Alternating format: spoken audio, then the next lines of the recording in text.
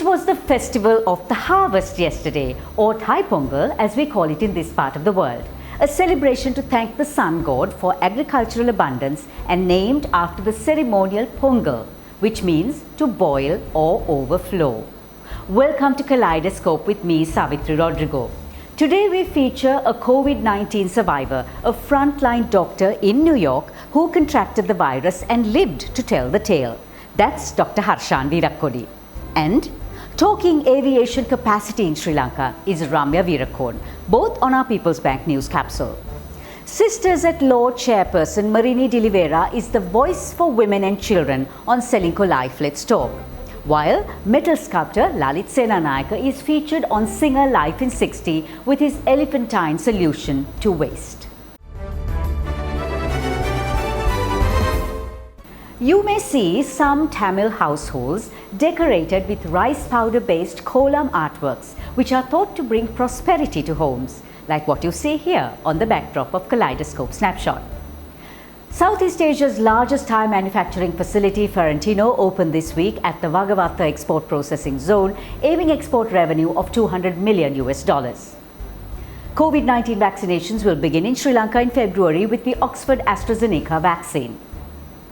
The Joint Apparel Association Forum will provide 6.2 billion rupees for COVID vaccines to be distributed free of charge among apparel workers. British-born financier and heir apparent to the centuries-old European banking dynasty, Nathaniel Rothschild, made a visit to Sri Lanka this week and a brief visit to the port city. The global economy is expected to expand by 4% in 2021, having contracted to 4.3% in 2020. Global tea consumption will be dominated primarily by India and China, which totals 55% of global demand. 2020 tied with 2016 as the world's warmest year on record, rounding off the hottest decade globally, averaging 1.25 degrees Celsius higher than in pre-industrial times. Elon Musk is now the richest person in the world with a net worth of $209 billion. Apple and Hyundai Motor are tying up to launch a self-driving electric car in 2027. Scientists have discovered two dwarf giraffes in Uganda who had the standard long necks but short, stumpy legs.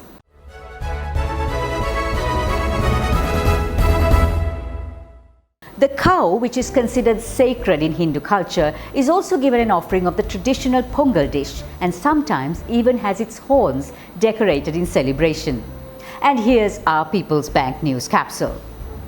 With tourists expected in Sri Lanka soon but travelling inside a strict travel bubble due to the pandemic, the chances are they will spend an inordinate time travelling by road to their various destinations. So wouldn't it make sense for Sri Lanka to use her rather expansive air network, 2 international airports, 12 domestic airports, 13 waterdromes and about 100 heli-landing sites to transport tourists around the country? I spoke with the former member of the National Domestic Aviation Policy Formulation Committee, whose soft spot is for fixed-wing and rotary-wing aircraft, Ramya Veerakkon, to find out more. All of these airports are located in different provinces, like, to be exact, you would say the domestic airports are in 14 districts and 7 provinces, which is huge, right? And also the waterdromes, which are in also that amount of 10 districts and 5 provinces, which means that the cultural tourism, the business tourism, the health tourism, nature, wildlife, extreme sports, everything is covered, right? And most of these destinations by fixed wing aircraft can be reached within 1 hour, right? Say Colombo Jaffna or Katunayaka or whatever, and the closer destinations, which are, say, Koggala, if it's close to an export promotion zone and buyers for business travel, that's reachable within less than 1 hour. So we have about 145 to 150 serviceable aircraft, comprising of helicopters and fixed wing, of course taking Sri Lankan Airlines also into account. So the domestic aviation capability is like, it's not like most people say, you have a good highway network, it's improving. Why aviation? Because it's not like if you see left, you cannot see right. but it is like the aerial view is, even if you cannot go to Yala, you cannot go to Sigiriya, that aerial view gives you that experience at a certain altitude. And the buoyancy of last week continues at the Colombo stock market this week, with the bull run touching a near 65-month high. Turnover has been averaging over 8 billion rupees. This week, the indices moved up by 4.4%, and the average daily turnover was a healthy 7.9 billion rupees. WTI oil prices shot up to $53.40 per barrel on a 10-month high in the wake of OPEC production cuts and a weaker dollar.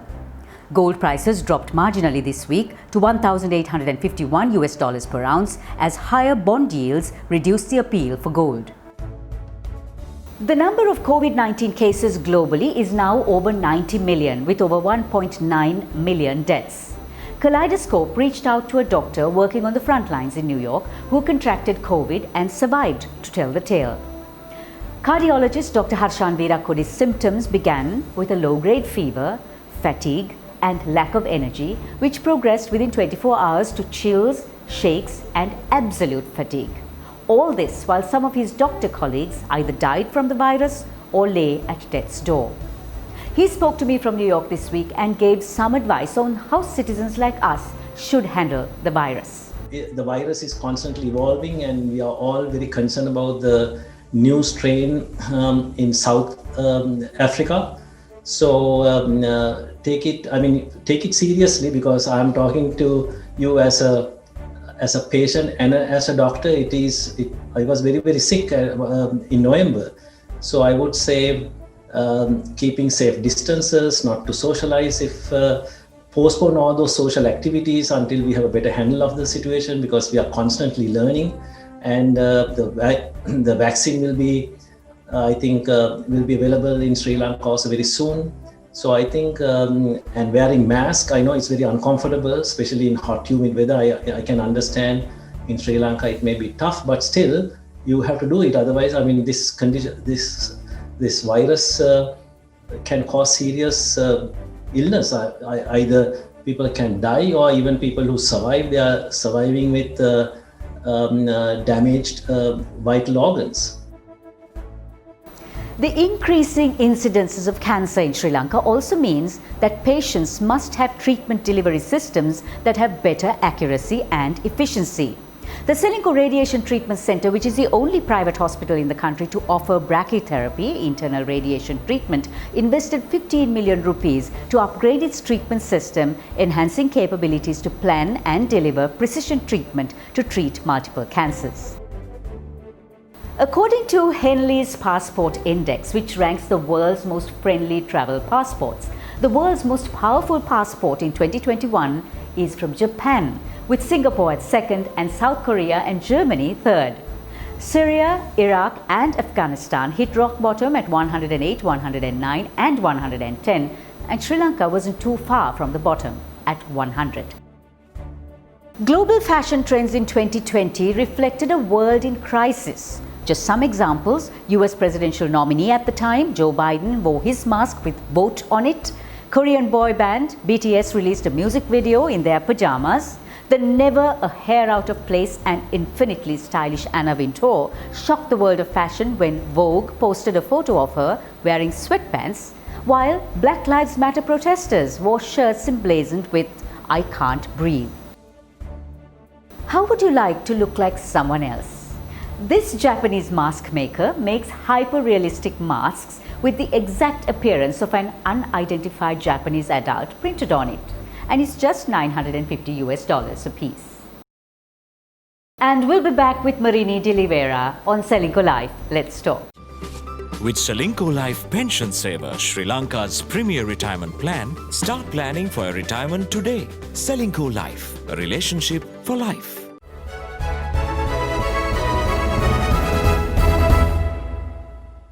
One of Sri Lanka's most open secrets is violence against women, with the prevalence of intimate partner violence being as high sometimes as 70%. As a result, related areas like child protection is also overlooked, and when it comes to the very places meant to offer shelter to children, like orphanages, they become sites of abuse and exploitation as well. While yes, there's a need for law reform, what is also needed is legal literacy, which remains very poor, resulting in violations of human rights which often go unnoticed. Survivors of abuse also don't come forward because, let's face it, where do they go? And more often than not, the victim is financially dependent on the abuser. In 2018, attorney at law and human rights activist Marini De Oliveira decided to change the status quo. A former chairperson of the National Child Protection Authority, she decided to launch Sisters at Law to fight against child abuse and women abuse and champion women's rights in Sri Lanka.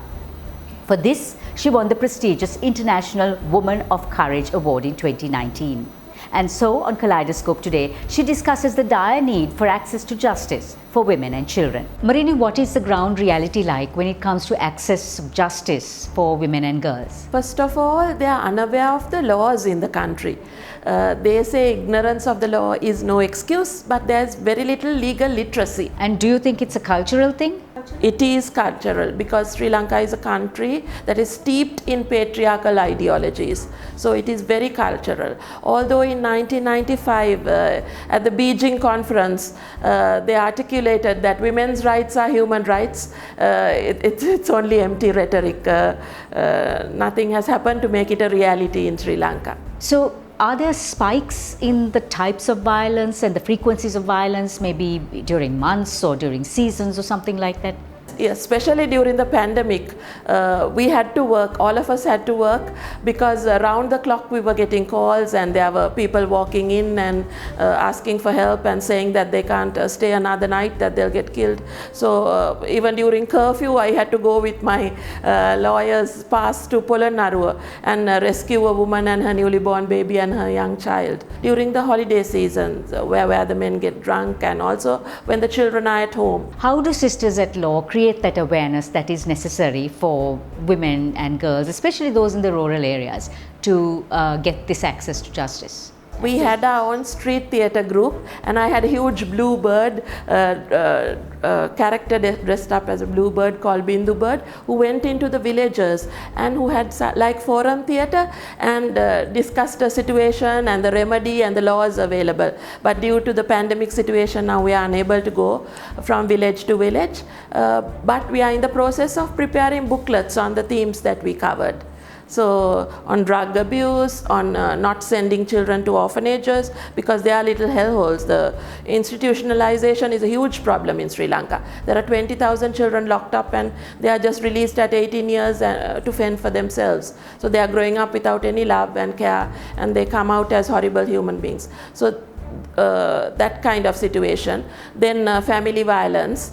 Then other forms of rights where women are discriminated, they are not given promotions, they are asked for sexual bribes, that kind of thing. So all these were depicted through the medium of drama, but not anymore. So now I am fond of drawing and painting as well. In the same way that I am fond of drama. So now I am doing my own illustrated booklets with the Bindu Bird as a character. A registered national charity for women and human rights in Sri Lanka, Sisters at Law is desperately seeking funding for the safe houses and shelters run by the organization. Thank you, Marini, for joining us today on Selingco Life. Let's talk. With Selingco Life Pension Saver, Sri Lanka's premier retirement plan, start planning for your retirement today. Selingco Life, a relationship for life. Here's an artist who was inspired by his children to tackle the elephantine problem of beach waste with a work of art. Coming up on Singer Life in 60.